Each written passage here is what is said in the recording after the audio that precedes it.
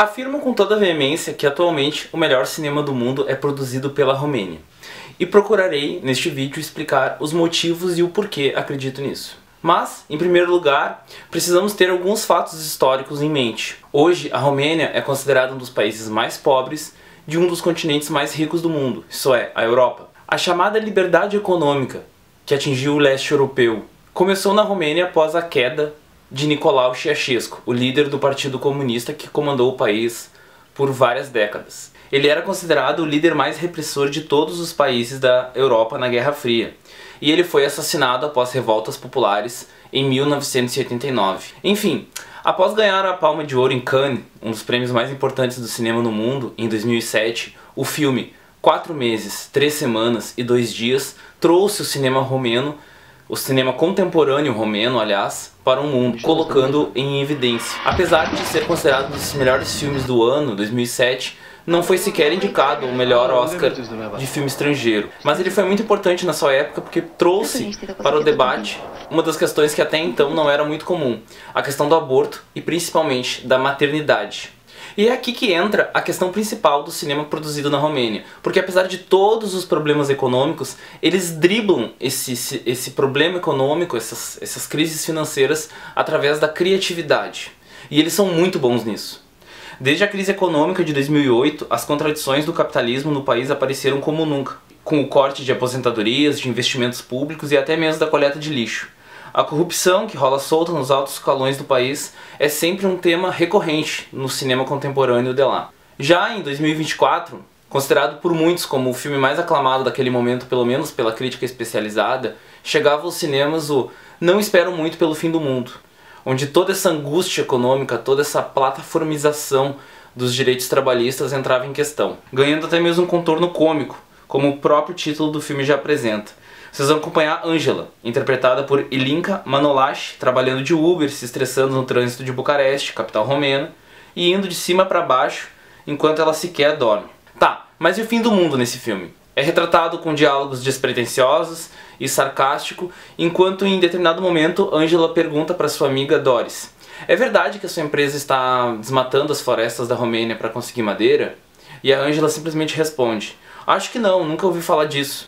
E se acontecesse, é porque a Romênia permite. Se os romenos dissessem não, isso não aconteceria. Aí o debate materno ele voltou a ser destaque em 2013, quando foi lançado com Poziția Copilului, Instinto Materno, de 2013, onde uma mãe começa a corromper diversos setores do Estado romeno com seu dinheiro depois de um filho seu atropelar uma criança e ir preso.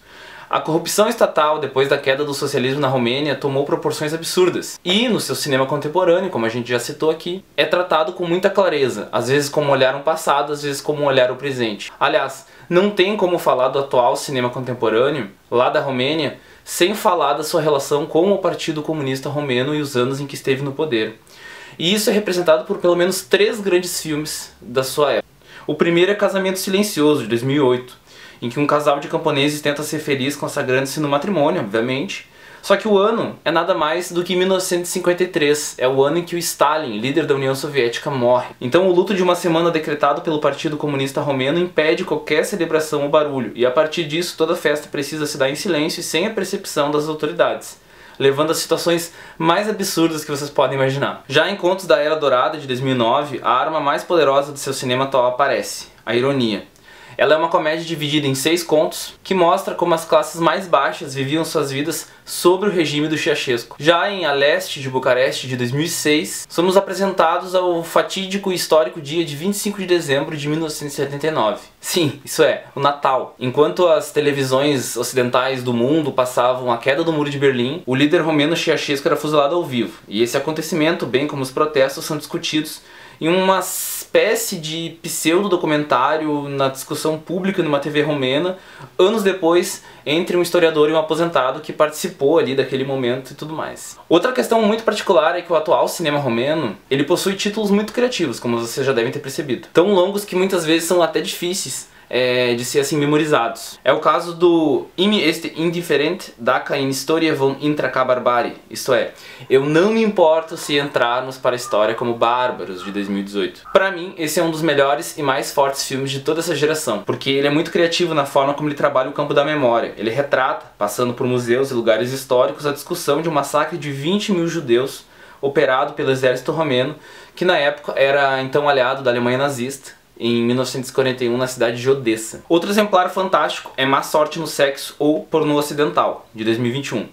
Onde um vídeo íntimo, sexual de uma professora é vazado e ele entra em discussão na escola particular em que ela dava aula. A escola era de elite romena e isso gera toda uma hecatombe de acontecimentos e discussões moralistas, éticas e etc. Todo o moralismo da sociedade romena é desvelado aos poucos, que envolve muito mais que uma imagem do que as pessoas querem passar de si, do que necessariamente a imagem do que elas são de verdade. Mas é nos documentários que o cinema contemporâneo romeno aparece com mais força ainda. E sério, aqui é o suprassumo do absurdo que é a criatividade produzida por eles. Porque com a falta de recursos que eu já citei anteriormente, a criatividade também impera, né, obviamente, nos documentários. Dá pra imaginar que um simples jogo de futebol, com toda a sua transmissão gravada, pode gerar um documentário? Então, eles fizeram isso. Em O Segundo Jogo, de 2014, o diretor Cornélio Porumboy passa durante 90 minutos de uma partida de futebol dos anos 80 em que o seu próprio pai era o árbitro em campo.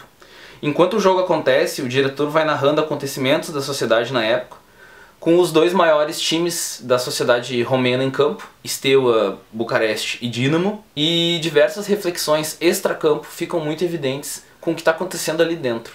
É uma metalinguagem assim super inteligente. Outro exemplar muito particular desses documentários foi lançado recentemente, agora em 2024, e se chama 8 Postcards from Utopia, que é uma espécie de apanhado, uma espécie de compilado histórico de diversas propagandas, de diversos comerciais romenos, desde a queda do socialismo, em 1979, até o início e final dos anos 2000, 2010, até mesmo 2020. Ele mostra como o fim da era soviética abriu precedentes de uma era de capitalismo extremamente voraz, de consumo desenfreado.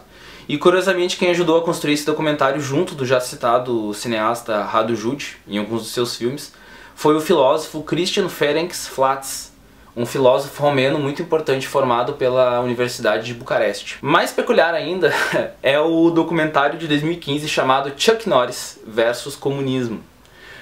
Nesse documentário fica muito evidente o contrabando de filmes, de fitas VHS que era feita dos Estados Unidos para o leste europeu. A diretora Ilinka Kalagurianu, ela mostra o absurdo e até mesmo a inocência que era os cidadãos romenos ao assistir filmes blockbuster dos Estados Unidos. Eles acreditavam que atores como Chuck Norris ou até mesmo Sylvester Stallone eram na realidade super-heróis com poderes na vida real. Eles acreditavam que de alguma forma eles poderiam adquirir aqueles poderes assistindo os filmes.